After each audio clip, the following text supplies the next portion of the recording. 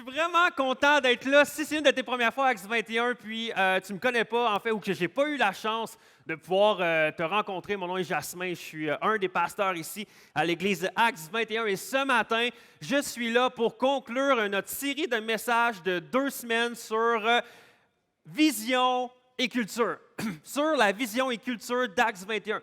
Et la semaine passée, Phil, pour ceux qui étaient là, Phil a fait un topo incroyable et un topo aussi authentique et réaliste de qu'est-ce que c'est Acts 21 pour le moment, qu'est-ce qui arrive avec Acts 21 pour le moment. Puis est-ce qu'on peut prendre le temps de remercier Pasteur Phil pour le beau message et son cœur de la semaine dernière.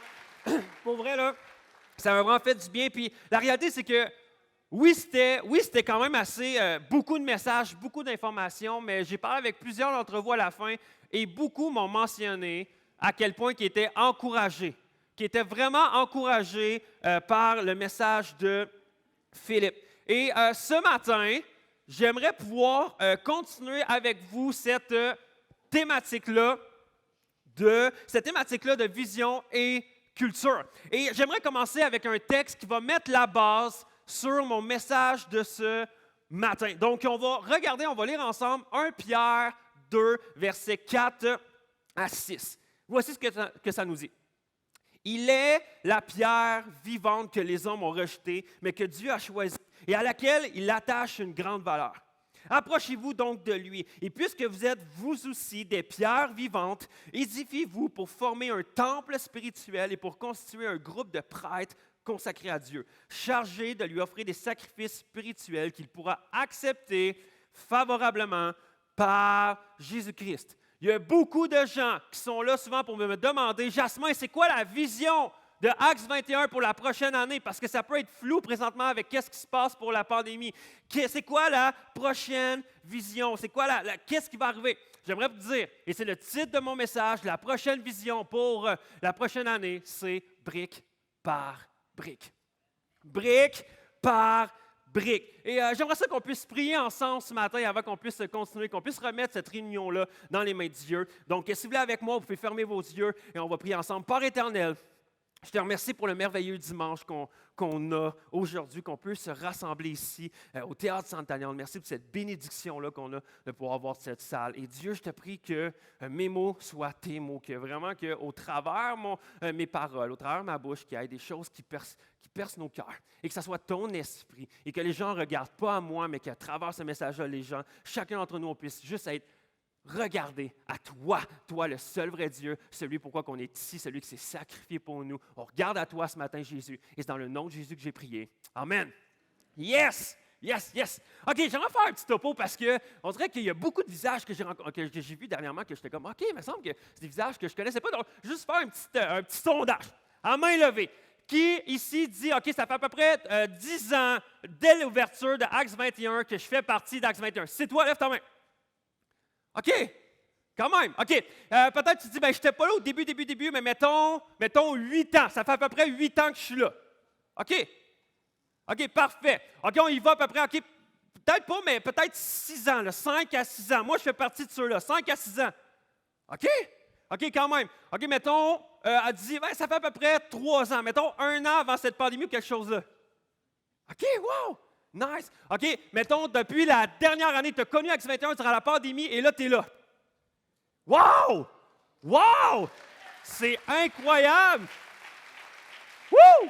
OK, je vais juste, mettons, tu dis, OK, je suis ici depuis que ça l'a ouvert, donc ça fait à peu près 2 mois que je viens à peu près à Acts 21. C'est toi, lève la main. On a une main ici. Ouais, yeah! On a d'autres mains. Yeah! Woo! Incroyable. Et le but de mon message ce matin, c'est que peu importe, ça fait combien de temps, que ça fait 10 ans ou que ça fait 2 mois que tu es à Acts 21, ce message-là est pour toi. Ce message-là est pour nous. Et je suis content de voir ça, c'est vraiment encourageant. Hey, je ne sais pas si ça vous est déjà arrivé, ou ça vous est déjà arrivé, de haïr complètement quelque chose, et après quelques temps, t'aimes ça? Là, pense pas à un visage, idéalement. Pour vrai, moi, ça m'a fait ça, mais avec les films Marvel. Je ne sais pas s'il y en a qui savent c'est quoi les films Marvel. C'est les films de super-héros avec Hulk, Captain America, Thor, quoi que ce soit.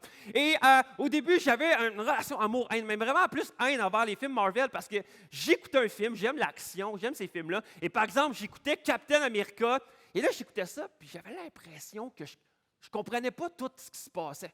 Il y avait plein de propos qui se parlaient, il y avait tout le temps des personnages, puis là, mes amis comprenaient. Comme, ah oui, ce personnage-là, ah oui, c'est l'affaire, ah oui, je comprends pourquoi, OK, pourquoi tu utilises ça. Puis moi, j'étais là, pourquoi? Je comprends pas qu'est-ce qui se passe. Et en plus, Marvel, c'est les films qui t'obligent à rester à la fin pour écouter tout le générique parce qu'il y a une scène à la fin qui va te donner, qui va te révéler peut-être ce qui va se passer futurement. Quelle idée mauvaise de t'obliger à regarder un générique. Et là, qu'est-ce que tout le monde a fait? On regarde, voir s'il y a des gens qui ont des noms semblables à nous, non? OK, bref. Mais pour vrai, moi, ça m'a fait ça avec les films Marvel parce que je ne comprenais pas jusqu'à temps que j'ai un ami à moi qui me dit « Non, mais Jasmin, il faut que tu comprennes que chaque film Marvel fait partie d'une plus grande histoire. Donc, si tu ne connais pas la plus grande histoire, tu ne comprendras pas le seul film, ou tu ne comprendras pas tout du film. » Et j'ai fait « Ah! » Donc, moi, je regardais les films, j'étais quand même impressionné par les effets spéciaux, l'action, la guerre, les pouvoirs, les super-héros, mais je ne comprenais pas tout. Et jusqu'à temps que je me mette à écouter dans le sens chronologique chacun des films de Marvel, puis il y en a une trollée, là, et que j'ai mis à les écouter, puis là, je fasse « Ah, là, je comprends la grande histoire, parce que tout prend son sens quand tu as le big picture, quand tu as toute l'image complète. » Et j'aimerais te dire ce matin, tu as une histoire. Tu as une histoire. Tu as une histoire incroyable, toi aussi. Mais par exemple, ton histoire à toi seulement perd son sens si elle n'est pas rattachée à la grande histoire de Dieu. Et ensemble, lorsqu'on regarde tous les gens rassemblés ici, on forme une grande histoire, l'histoire que Dieu a pour nous ici aujourd'hui. Et quand on s'attache à l'histoire que Dieu a pour nous et qu'on fait partie de la grande histoire de Dieu, on dirait que cette histoire-là devient complètement incroyable, devient épique. Et quand que je regarde le texte qu'on a lu dans 1 Pierre, ça nous dit que dans ce texte-là, que Dieu est en train de bâtir son Église. Dieu, présentement, est en train de bâtir son Église et que nous, en tant qu'Église, nous sommes construits sur une fondation qui est solide. Et cette fondation-là, c'est Jésus-Christ.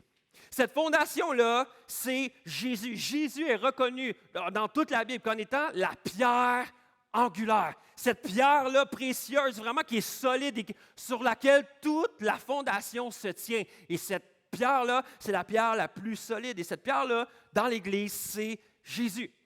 Et dans le passage de 1 Pierre, ça nous dit que chacun d'entre nous, nous sommes des pierres vivantes. Nous sommes attachés, chacun d'entre nous, à la pierre vivante angulaire qui est Jésus-Christ. Donc, aujourd'hui, le fait qu'on soit tous ici, c'est qu'on est en train de bâtir la maison de Dieu. On est en train, chacun d'entre nous, de bâtir la maison de Dieu. Et j'aimerais vous dire aujourd'hui que, alors que nous sommes dans la thématique vision et culture d'Acts 21, qu'on est là pour partager un peu notre cœur, mais aussi notre rêve. Moi, je rêve d'un jour, puis on en parle continuellement en staff depuis 7 semaines, puis beaucoup de temps, mais surtout cette semaine, que ça serait génial qu'on ait notre bâtisse. Ça serait génial qu'on puisse avoir notre bâtiment d'Acts 21. Ça serait vraiment incroyable d'avoir cette place-là où on peut être une bénédiction dans la communauté. Yes! Mais, selon l'apôtre Pierre, il nous rappelle dans le passage qu'on a lu que l'Église n'a jamais été un endroit, mais l'Église a toujours été des gens. L'Église n'a jamais été un endroit, mais toujours des gens. Donc, si j'ai toi, et que toi, tu as moi, et qu'on a la personne à côté de toi, nous sommes l'Église. On a une Église. Donc, ensemble, on est tellement plus solide. Ensemble, on est connectés les uns avec les autres. Et cela, lorsqu'on se connecte les uns avec les autres, on fait partie de la grande fondation de l'Église. On fait partie de l'Église et que Dieu est en train de bâtir brique par brique. Brique par brique, chacun d'entre nous. Et vous savez, pour le Québec, l'Église Acts 21 est considérée comme une Église qui a grandi de façon rapidement, faramineuse. Pour vrai, pour au Québec, Acts 21 est considéré comme une grande Église. Puis c'est incroyable, Dieu a pourvu. Puis juste avant la pandémie, on était plus de 400, même on pensait aller à 2 réunions. Dieu pourvoyait puissamment. Mais honnêtement, je suis moins concerné par la rapidité de croissance que la solidité de la croissance. je suis moins concerné par la qualité, mais plus la solidité. La quantité, c'est bien, mais la qualité, c'est beaucoup mieux. La qualité, c'est beaucoup mieux. Et je crois qu'Acts 21, nous sommes appelés à être des pierres vivantes qui se soucient de prendre soin des uns des autres. Prendre soin des uns des autres, car l'Église n'a jamais été à propos d'une bâtisse, mais des gens. L'Église se bâtit personne par personne, histoire par histoire, brique par brique. Et j'aimerais être honnête avec vous. Ce qui me motive, moi personnellement, à dire oui à Dieu à chaque jour, c'est quand j'entends des histoires de personnes qui, par l'entremise d'Acts 21, viennent à entendre et à comprendre qui est Jésus et d'accepter de suivre Jésus. C'est lorsque j'entends des histoires ou que je vois des mains levées de gens qui ont connu Acts 21 durant la pandémie, alors qu'on était tous démoralisés de voir quand on est en ligne. Puis là, ça a changé. Des fois, nos lives ne fonctionnaient pas. Des fois, ce n'était pas tout le temps de la qualité. On se débrouillait avec ce qu'on avait. Et il y a des gens qui ont connu Acts 21 durant la pandémie. Il y a des gens qui, dans nos baptêmes de juin dernier, se sont fait baptiser parce qu'ils ont rencontré Jésus-Christ durant la pandémie au travers Acts 21. Et ça, c'est incroyable! C'est ça qui me motive jour après jour à dire « Wow, oui, je veux me donner, oui, je veux servir ». C'est quand j'entends des histoires de personnes, comme par exemple une personne qui a joué mon groupe Connexion cette semaine puis qui disait « Si ce n'était pas du live en ligne le dimanche matin, que je pouvais rester dans mon salon puis apprivoiser l'Église, sûrement je ne serais jamais venu. » Mais aujourd'hui, elle a décidé de joindre un groupe Connexion, cette personne-là, et de pouvoir être avec nous. Et ça, c'est grâce à ce que Dieu fait parce qu'il bâtit son Église brique par brique, jour après jour. Et je vais être honnête avec vous, quand j'entends des histoires comme ça m'humilie également. Ça m'amène à me repentir. Parce que durant la dernière saison, je peux vous avouer que j'ai dû me repentir de façon douloureuse parce que je me créais des déceptions continuellement. Je me créais des frustrations basées sur mes propres pensées, sur mes propres désirs personnels, sur quoi devrait avoir l'air l'Église, comme que moi, je la voudrais. Et au lieu de focusser sur des gens, je focusais sur des choses extérieures. Je focusais sur des choses qui ne valaient pas. Je focusais sur le Granada. Ah, le Granada. Ah, si seulement on pouvait y retourner. Je focusais sur, c'était beau, hein, c'était le fun, les tables, on était assis. Ah, le café le matin. Tu t'emmènes. Attends un peu. Mais je me suis repenti. Et le café le matin. Ah, c'était-tu le fun? Tu te servais, puis là, on était là, puis on se faisait servir, puis c'était tellement beau. Ah, ben, les muffins, puis on aidait la communauté, puis on fait prendre le muffin qui était fait. Les locaux d'Axmini, hein? Ah, c'est incroyable, c'était juste à côté, c'était beau, c'était arrangé, c'était malade. Hey, le masque, on n'était pas obligé de porter le masque pour chanter, puis là, je n'étais pas suffoqué. Ah, la distanciation, c'est ça. Là, maintenant, on se fait sortir dehors, mais là, je focusais tout là-dessus.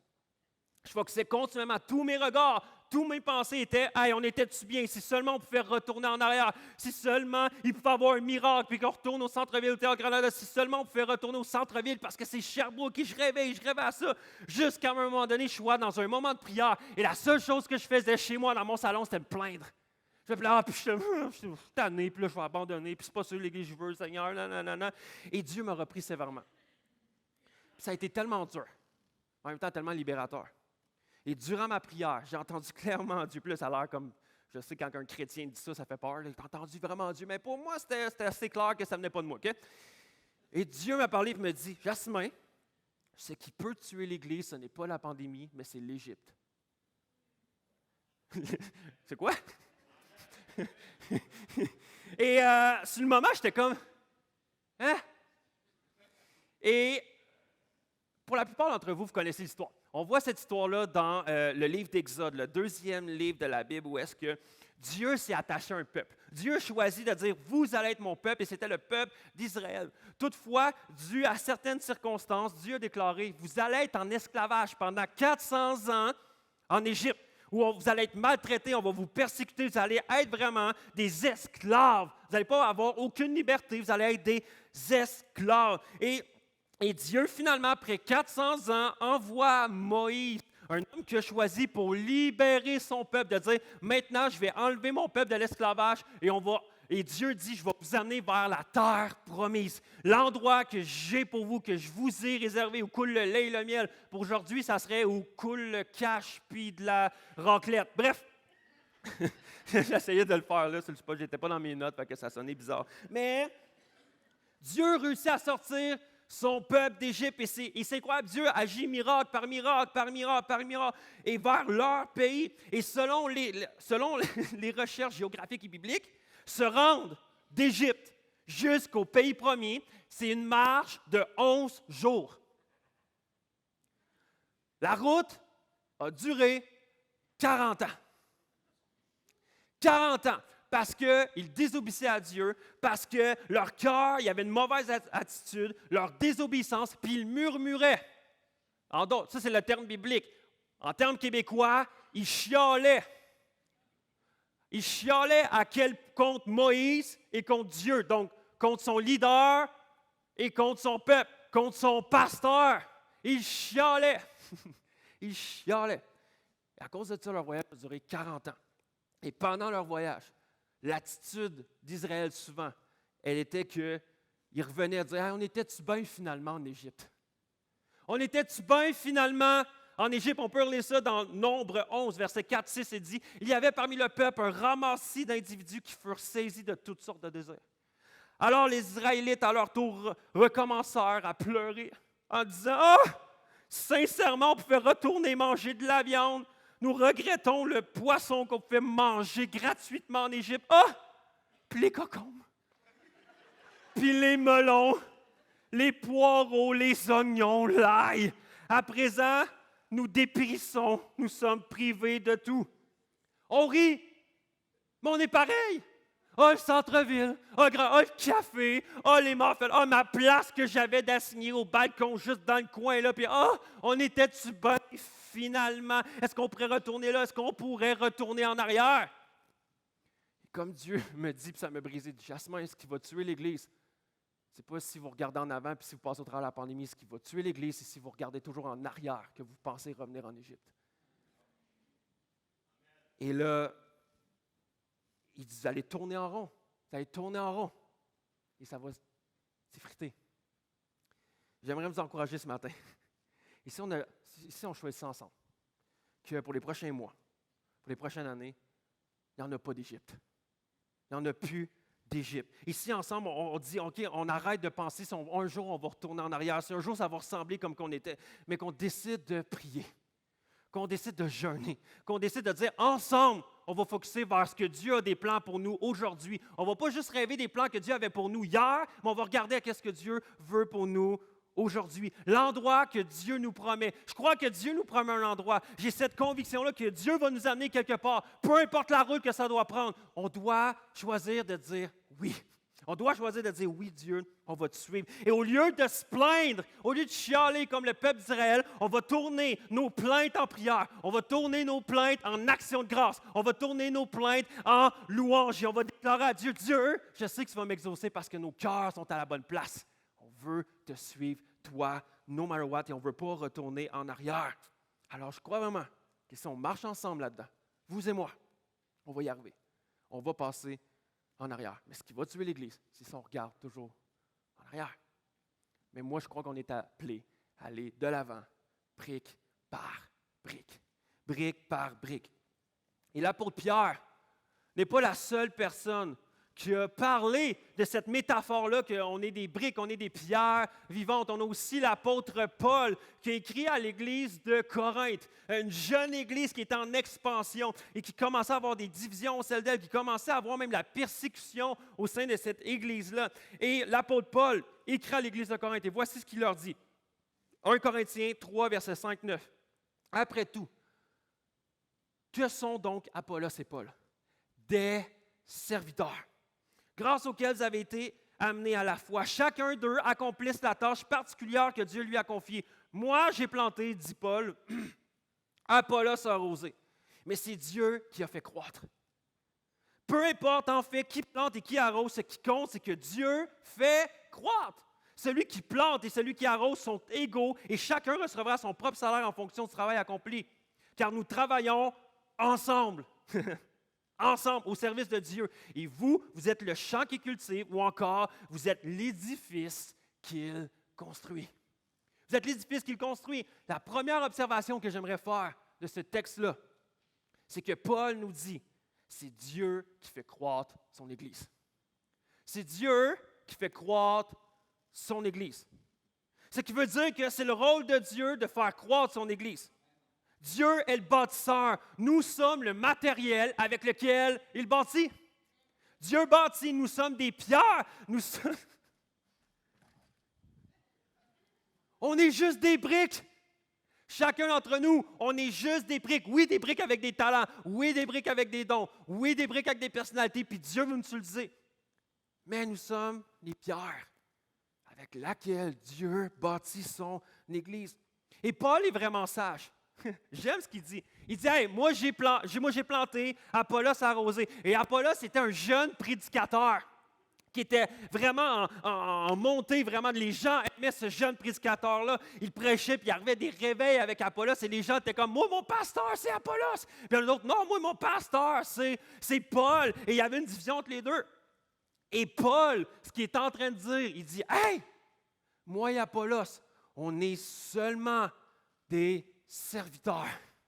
On est seulement des briques. Et j'aimerais dire ce matin que si tu recherches un titre élevé dans le royaume de Dieu, il n'y a aucun titre que tu peux avoir de plus grand que serviteur.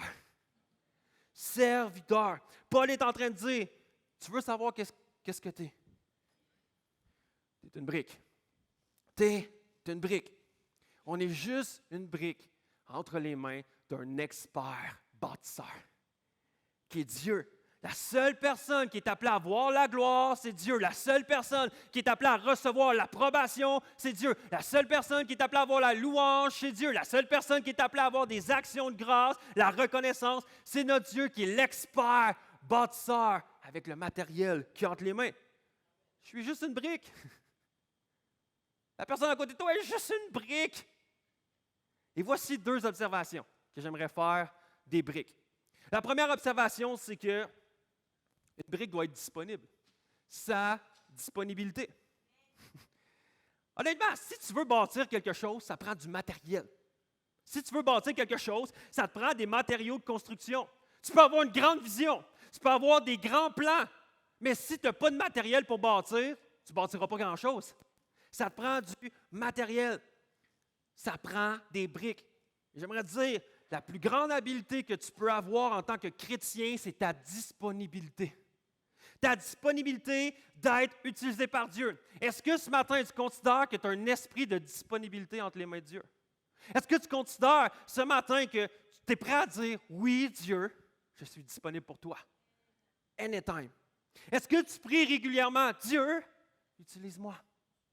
Utilise-moi. La réalité, c'est que pour être utilisé par Dieu, on a besoin, pas d'être une personne talentueuse, pas la personne la plus éduquée, pas la personne avec le plus de dons et talents. Tu as besoin d'être disponible. Tu as besoin d'être disponible. Et je veux que de dire qui est Dieu, je suis prêt à ce que tu puisses bâtir ton Église avec moi. Parce que je suis une brique. Je suis une brique, donc utilise-moi.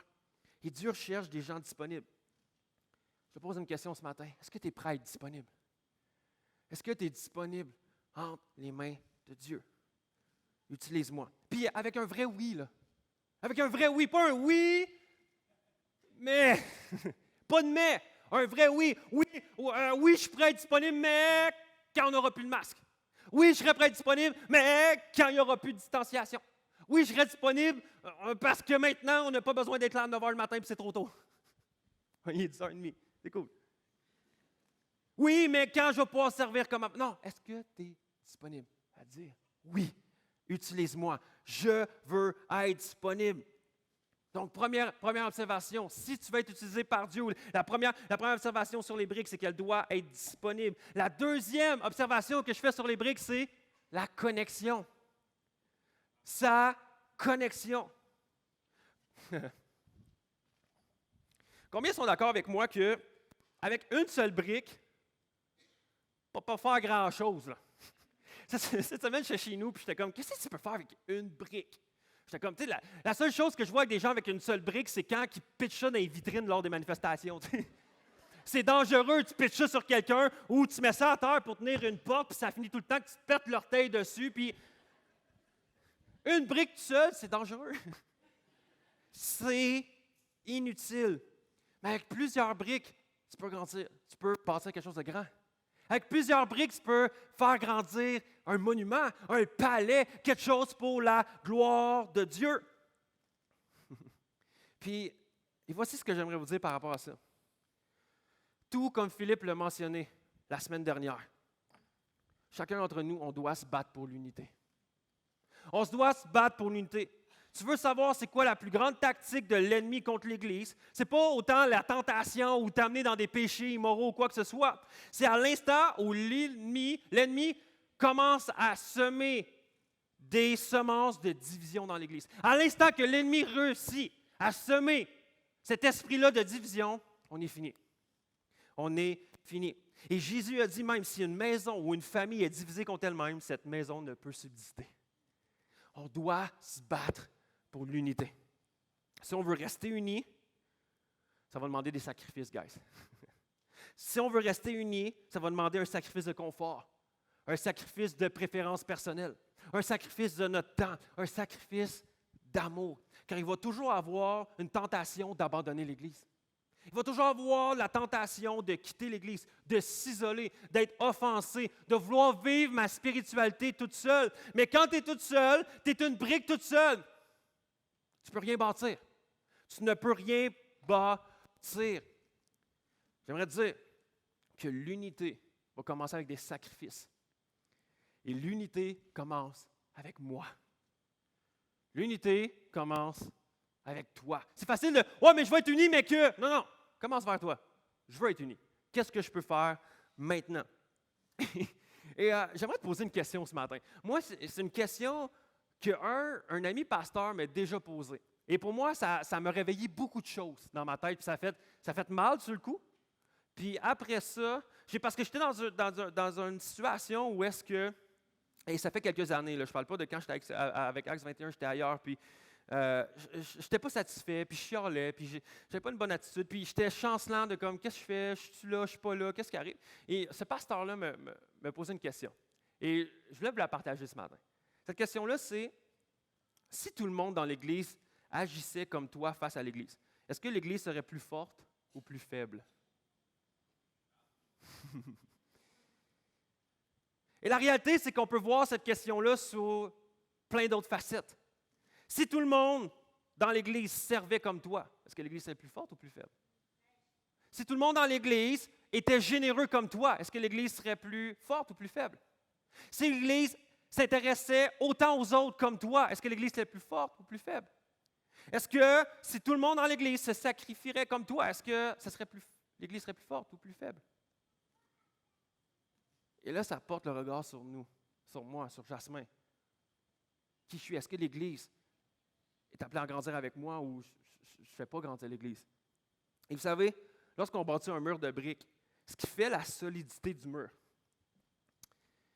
c'est pas lorsqu'on prend les briques et on les appuie une contre l'autre par-dessus. Je ne sais pas si vous avez tous déjà vu un mur de briques, là. Ils ne sont pas comme ça. Ils sont comme ça. Ce qui veut dire qu'ils s'appuient une sur l'autre et on bâtit et on les entrecroise. Parce que comme ça, ils s'appuient les uns sur l'autre. Le poids est mis sur plusieurs briques ensemble, donc c'est une solidité plus grande. Pour qu'un mur soit solide, les briques doivent s'appuyer une sur l'autre. Et pas une par-dessus l'autre, mais une sur l'autre. Et elles s'entrecroisent. Et j'aimerais dire, si on veut bâtir une église plus forte, une église qui va passer au travers de la pandémie, une église qui va grandir, une église qui va faire partie de l'histoire de Dieu, qui veut bâtir brique par brique, on a besoin de toi, on a besoin de la personne à côté de toi. On a besoin de la personne à côté de toi. Regarde la personne à côté de toi et dis, on a besoin de toi. Mais honnêtement, la personne à côté de toi, tu la connais. Regarde la personne en arrière de toi, dis, on a besoin de toi.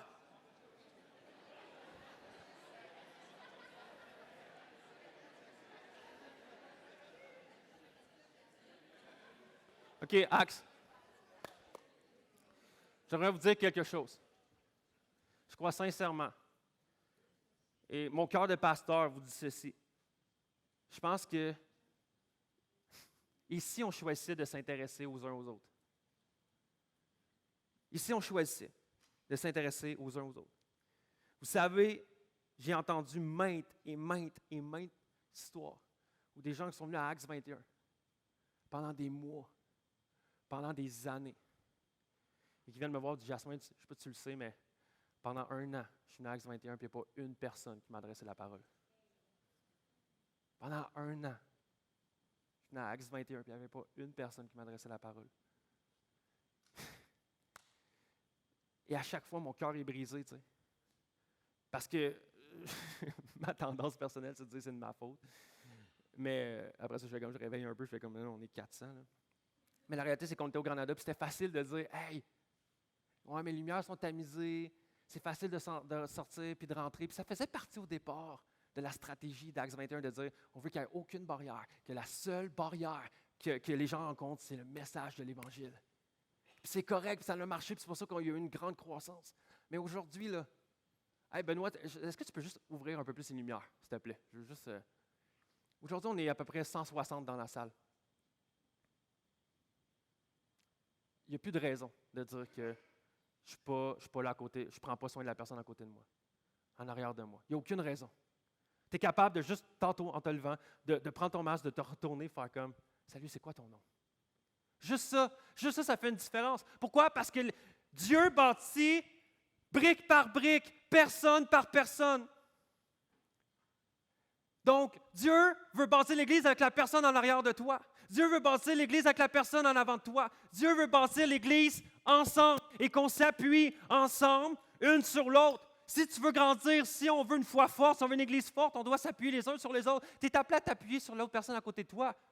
Pourquoi tu ne la connais pas? Ou pourquoi tu ne prendrais juste pas le temps d'au moins savoir c'est quoi son nom? De savoir, hey, comment ça va? Ça fait combien de temps que tu viens à Acts? On ne s'est jamais rencontrés. Vous savez, pendant plusieurs années, tu peux refermer les lumières si tu veux, Benoît, merci beaucoup, mais pendant plusieurs années, Acts 21 était connu comme une implantation. L'Église était comme une implantation, puis les gens étaient comme « Wow, c'est une jeune Église », puis tout ça, puis ça faisait partie de la mission. Mais là, on n'est plus une jeune Église, ça fait 10 ans. Puis il y a peut-être des gens qui, en 10 ans, les seules personnes que tu connais, c'est les gens peut-être de ton groupe Connexion, ou peut-être pas grand monde. Et on est appelé une famille. Ma famille, je la connais.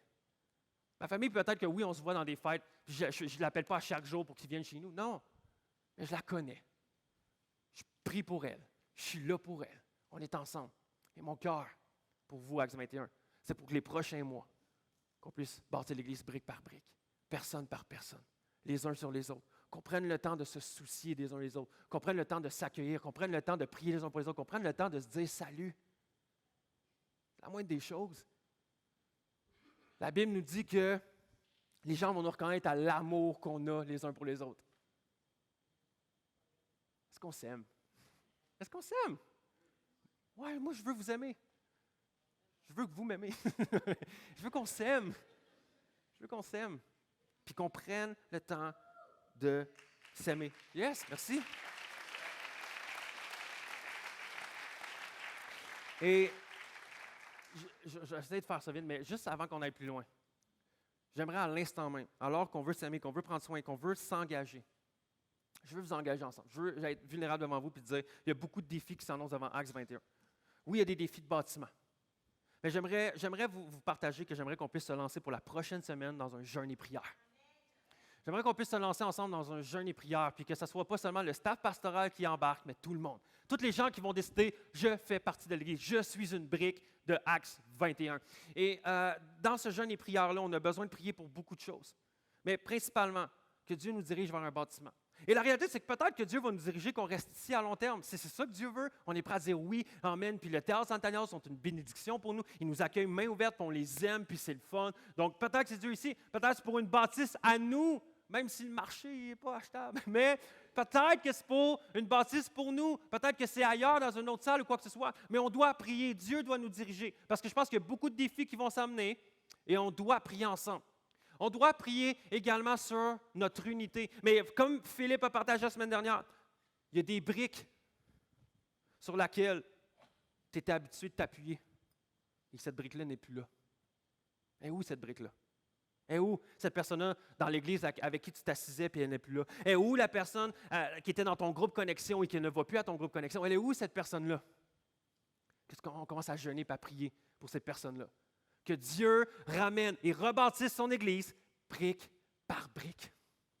On doit jeûner, on doit prier pour eux. Et on doit prier également, c'est ça, pour cette unité-là, cet amour-là. Je pense qu'il est temps qu'ensemble, en tant qu'Église, qu'on ne dit plus, on est comme une implantation. Maintenant, on est une Église. Et qu'on développe cette unité-là, cet amour-là les uns pour les autres et cette connexion-là qu'on est appelé à avoir. Donc, j'aimerais ça vous engager à prier avec moi pour ça. Et je sais qu'il y a plusieurs jeûnes et prières. Puis là, je ne veux pas vous enlever, OK, on jeûne tous, on ne mange pas pendant une semaine. Vous savez, je veux vous laisser la liberté de jeûner comme vous voulez. Moi, je vais vous donner quelques critères de ce jeûne-là que j'aimerais ça qu'avec avec moi, en fait, vous embarquiez. OK? Fait que ça, c'est mon désir, mais je suis sûr que si on embarque ensemble, ça va être vraiment puissant, puis on va passer un temps incroyable avec Dieu, et Dieu va répondre à nos prières. Première chose, je veux vous encourager à faire un jeûne, et voici comment moi je vais le faire. Moi, je vais faire un jeûne intermittent. OK, non seulement qu'il y a des bienfaits, puis là, je ne peux pas embarquer là-dedans, mais il y a quand même des bienfaits sur la santé de ça, mais je veux vous encourager. Moi, je vais manger seulement entre midi et 8 heures le soir. Ce qui veut dire que je ne mangerai pas. De 8 heures jusqu'à midi, je ne mangerai pas. 8 heures le soir jusqu'à midi, je ne mangerai pas. Donc, tu comprends bien que dans le fond, je jeûne le déjeuner. Je jeûne le déjeuner, puis après ça, je mange le reste de ce que j'ai besoin. Donc, peut-être que pour toi, c'est peut-être le dîner, c'est peut-être le souper, quoi que ce soit, mais il y a une force à jeûner un repas. Et à non seulement dépendre de la nourriture, mais à dépendre de Dieu, de la parole de Dieu. Donc, je veux vous encourager. Est-ce qu'il y a un repas que tu peux sauter jour après jour jusqu'à dimanche prochain? Après ça, je veux vous donner un autre défi avec moi. Pas de réseaux sociaux après 8 heures. On arrête les réseaux sociaux. On peut se nourrir de d'autres choses, on peut prier, on peut faire autre chose, mais on ne se nourrit pas de junk. Parce combien de fois qu'on peut gaspiller? Puis je pousse plus loin. S'il y en a qui sont prêts à faire avec moi, plus d'écran après 8 heures. Pas de télévision, pas d'iPad, pas de Netflix, rien. La parole de Dieu. Ça, c'est la meilleure chose. Puis là, tu vas dire, ouais, mais si je lis ma Bible sur ma tablette, bref. Vive les Bibles papier. Amen. Je veux vous engager pendant 7 jours à texter un mot d'encouragement à quelqu'un de l'Église. À chaque jour. Vous choisissez une personne, vous lui envoyez un message. Un message sur, peu importe, texto, messenger, email, écrire une carte postale, mais peu importe.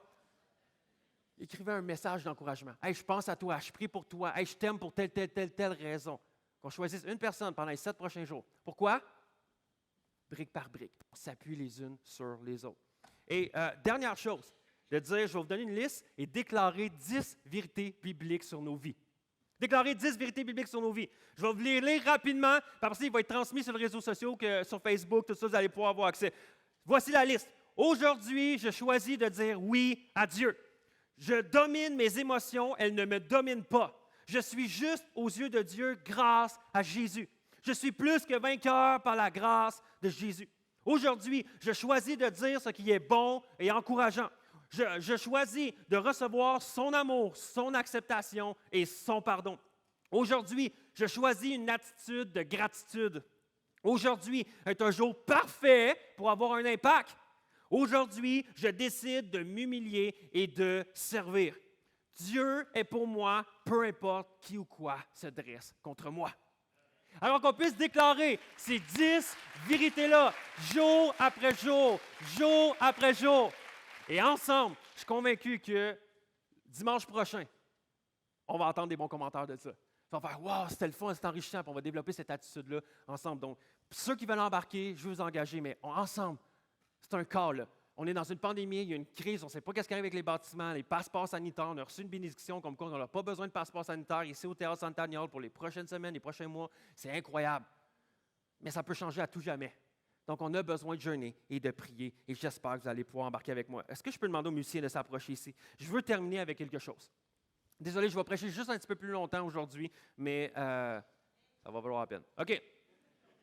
Je termine avec la suite du passage de 1 Corinthiens 3 où est-ce que Paul parle de lui et Apollos qui ont semé et arrosé. Je continue. Ça dit, conformément à la mission que Dieu, dans sa grâce, m'a confiée, j'ai posé chez vous le fondement comme un sage architecte. À présent, quelqu'un d'autre bâtit sur ce fondement, seulement que chacun prenne garde à la manière dont il bâtit. Pour ce qui est du fondement, nul ne peut en poser un autre que celui qui est déjà en place, c'est-à-dire Jésus-Christ. Or, on peut bâtir sur ce fondement avec de l'or, de l'argent, des pierres précieuses, du bois, du chaume, du torchis de paille. J'aime pas le mot torchis. Bref, mais le jour du jugement montrera clairement la qualité de l'œuvre de chacun et la rendra évidente.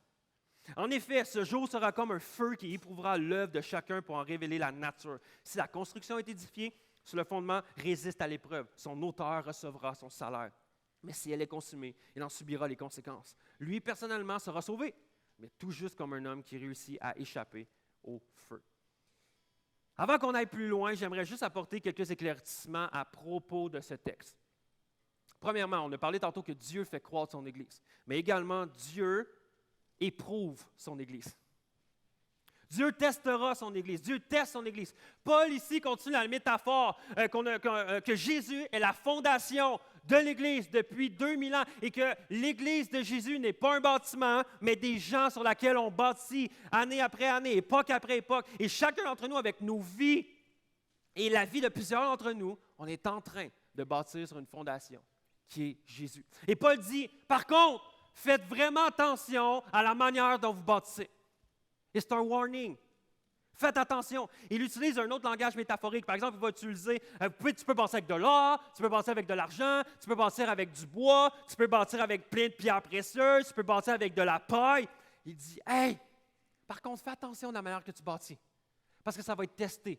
Ça va être éprouvé par le feu. Ta construction sur qu'est-ce que tu fais va être éprouvée. Et le test, ça va être un test de feu. Et pas un feu littéral. Depuis tantôt, Paul parle de manière métaphorique. Okay? Donc, le feu ne veut pas tester la quantité du travail accompli. Le feu va tester la qualité du travail accompli. Donc, si vous comprenez bien la métaphore, tu peux construire avec du bois. Tu peux construire avec du chaume. Tu peux construire avec de la paille. Mais vous savez que tout ça ne va pas durer longtemps face au feu. Mais ce que j'aime de la brique, c'est que la brique peut subsister à une chaleur très longtemps. La brique peut faire face à une très grande chaleur puis à du feu continuellement. Paul est en train de dire, la qualité de l'investissement que tu mets dans l'Église sera éprouvée. Est-ce que ton travail va ressembler à de l'or ou ton travail va ressembler à de la paille? Si on regarde au texte, la manière que tu bâtis l'Église va être testée par le feu. Mais au bout du test, tu vas être sauvé. Donc, je veux juste rassurer quelqu'un. Ici, là, on ne parle pas de l'enfer, que si tu passes le test, si tu ne passes pas le test, tu vas dans l'enfer. Ici, on ne parle pas de ça. On parle plutôt d'un deuxième jugement qu'il va y avoir au ciel. Et la Bible dit, qu'il va y avoir deux jugements. Le premier, c'est le premier jugement qu'on va se retrouver devant Dieu lorsqu'on va mourir. Et il va nous poser la question, qu'as-tu fait de mon fils Jésus? Est-ce que tu as mis ta foi en lui? Est-ce que tu as mis ta confiance en lui? Est-ce que tu l'as suivi? Est-ce que tu as été un disciple? Est-ce que tu te considères croyant? Est-ce que tu crois en Jésus? Et ça va être le premier jugement. Le deuxième jugement, ça va être à propos de ce que tu vas avoir accompli et complété sur terre. On n'en parle pas souvent de ce deuxième jugement-là. Mais ce que je veux dire, c'est que chacun d'entre vous, vous avez une histoire à vivre. Une histoire que Dieu vous appelle à vivre. Donc, je parle de ton histoire, parmi la grande histoire de Dieu. Mais Dieu est celui qui écrit le script de ton histoire. Et la question, c'est, est-ce que tu obéis au script que Dieu a pour toi? Est-ce que tu obéis à l'histoire? Est-ce que tu accomplis la mission pour laquelle Dieu t'a mis ici? Est-ce que tu accomplis ton appel de pourquoi tu es sur terre? Parce que Dieu va éprouver ton histoire, Dieu va éprouver ta vie, va tester. Et l'enjeu ici du test, ça va être la durée. Qu'est-ce que tu vas avoir fait sur terre va avoir duré, va avoir eu un impact durable. Donc, pas juste si tu as commencé le travail sur terre que Dieu t'a appelé à faire. Non, est-ce que tu as complété le travail? Puis, il y a des gens ici que ça fait longtemps que Dieu t'appelle à faire quelque chose pour lui. Ça fait longtemps que Dieu t'appelle sur ta vie à le servir. Ça fait longtemps que Dieu t'appelle sur ta vie à être un leader de groupe Connexion, à te lever puis à être un vrai leader de groupe Connexion. Mais que tu repousses, pas moi, pas tout de suite, je ne suis pas capable, c'est pas le temps. Mais Dieu fait comme non, c'est maintenant. Si je t'appelle, c'est parce que je sais que tu es capable de le faire. Il y a plusieurs personnes ici que vous poussez l'appel, que Dieu vous appelle à aller à l'école biblique, à prendre des cours théologiques, à vous former, mais vous poussez l'appel. Ah non, c'est pas pour moi, pas de suite. Non, je n'ai pas l'argent, je n'ai pas ci. Non, Dieu t'appelle. Il y a des gens ici que Dieu t'appelle à être pasteur. Vraiment. Mais que tu repousses. Ah, c'est-tu vraiment moi? C'est-tu vraiment... Dieu t'appelle. Vas-y. Il y a surtout des femmes ici. Il y a des femmes ici que Dieu t'a appelées et que tu repousses l'appel. Dieu t'appelle même à avoir un rôle pastoral. Dieu t'appelle à faire des études bibliques. Dieu t'appelle à avoir une position dans l'Église. Dieu t'appelle. Il y a des femmes ici que Dieu t'appelle. Je veux te dire, il est temps de répondre à cet appel-là. Il est temps. Et à Acts 21, on veut être un endroit où on t'équipe vers cet appel-là, qu'on t'élève vers cet appel-là. On veut être un endroit où Puis peut-être tu te dis, ouais, mais je veux être pasteur, mais après ça, plus tard, être missionnaire ailleurs. C'est pas grave. Commence ici et nous, on va t'envoyer. On veut t'appuyer dans ton appel parce qu'on sait qu'il va être éprouvé. Il va être testé. Mais mon cœur, c'est qu'ensemble, on choisisse de bâtir l'Église solide, personne par personne, brique par brique. Et alors qu'on va vieillir, alors qu'on va mourir, on va pouvoir dire, j'ai réussi à bâtir quelque chose qui va durer. Moi, mon cœur, c'est que je fasse mon temps à Acts 21. Mais après ça, il y a quelqu'un d'autre qui arrive comme pasteur. Puis après ça, quelqu'un d'autre. Puis alors que je vais mourir pendant des centaines et des milliers d'années, peut-être qu'il y a des gens qui vont encore découvrir Jésus-Christ et entendre la bonne nouvelle de Jésus. Pourquoi? Parce qu'on va avoir bâti chacun d'entre nous quelque chose de solide avec Acts 21. On va avoir bâti quelque chose de solide, brique par brique, qui va perdurer dans le temps. Et lorsqu'on va arriver devant Dieu, vers le jugement, on n'aura rien à rougir parce qu'on va faire « J'ai bâti avec quelque chose de solide ». Ce matin, j'aimerais t'inviter à dire oui. J'aimerais t'inviter à dire oui, je veux bâtir quelque chose de durable. Oui, je veux bâtir une église, Acts 21, qui va être solide. Et je veux que tu choisisses peut-être de dire, si c'est ton cœur, je ne veux pas te forcer, que tu dises, hey, je vais être cette brique. Je vais être cette brique-là sur laquelle on va s'appuyer. Et je vais être solide. Puis je ne vais pas m'appuyer toute seule. Je vais m'appuyer les unes sur les autres, sur l'église. Et que tu dis, je vais être cette brique-là. Je suis prêt à m'impliquer. Je suis prêt à me sacrifier. Je suis prêt à m'investir. Je suis prêt à prendre soin de la personne à ma gauche, à ma droite, en avant, en arrière. Je suis prêt à prendre soin. Et je veux faire partie de cette bâtisse-là. On va bâtir. Et vous savez, pour ceux qui me connaissent, j'aime vraiment les illustrations. Mais j'aime prendre des pas de foi également. J'aime qu'on puisse prendre des pas de foi de dire « je le fais ». Vous savez, j'ai des petites briques miniatures. Un petit Lego. Et je pense que Acts 21, ça, c'est notre Église. Et on est appelé à bâtir une fondation qui va être solide, brique par brique, personne par personne. Et mon appel que j'ai pour vous ce matin, c'est qu'à la sortie, à la toute fin, si tu choisis de dire « Jasmin, je suis prêt, c'est mon Église, je vais être là, je vais être présent, je vais être cette brique-là vivante, je vais être cette pierre-là vivante sur laquelle on va bâtir l'Église. » Si c'est toi, à la fin, il va être à la sortie. Il va y avoir plein de petites briques comme ça qui vont être éparpillées. Si c'est toi, prends une brique, fais-le avec foi. Et je veux que tu viennes t'insérer sur la fondation ici. Et à la toute fin, alors que je vais partir d'ici, je vais pouvoir partir et dire, voici notre fondation, voici les gens qui s'engagent, voici à quoi ressemble notre Église présentement. Et je vais pouvoir le garder dans notre bureau et on va dire, c'est là-dessus qu'on commence à bâtir. C'est sur toi qu'on commence à s'engager, c'est sur toi qu'on commence à s'appuyer. Tu as le choix, peut-être tu te dis, mais je ne suis pas certain, c'est correct. Mais si tu es prêt à t'engager, à être là, à être présent, à servir, à te sacrifier, à aimer, installer ta brique. Ensemble, on va bâtir. Ensemble, on va bâtir quelque chose de solide. Que lorsque le feu va arriver, on va persister. Et on va passer au travers.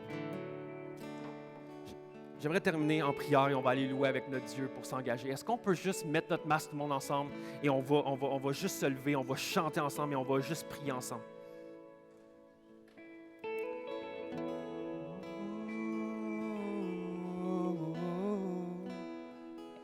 Fais ce que tu veux. Je vous invite juste à remettre votre masque, s'il vous plaît. Père éternel, je veux te prier pour nous, pour Acts 21. Je te prie qu'ensemble, on puisse choisir de s'engager. Je te prie de parler au cœur en ce moment, de gens qui sont dans la salle, de dire, que tu puisses les convaincre, que tu puisses leur parler. Est-ce qu'ils sont prêts à s'engager? Maintenant, pas tout de suite, oui. Mais Dieu, mon cœur, c'est qu'ensemble, on puisse bâtir une église de solide. Qu'on puisse se consacrer. Qu'on puisse dire, je veux t'obéir. Qu'on puisse dire, je veux me donner corps et âme pour ce qui fait vibrer ton cœur. Dieu, on veut se consacrer ce matin. Je veux me consacrer. Dieu, ensemble, on veut dire qu'on est prêt à vouloir bâtir quelque chose de grand.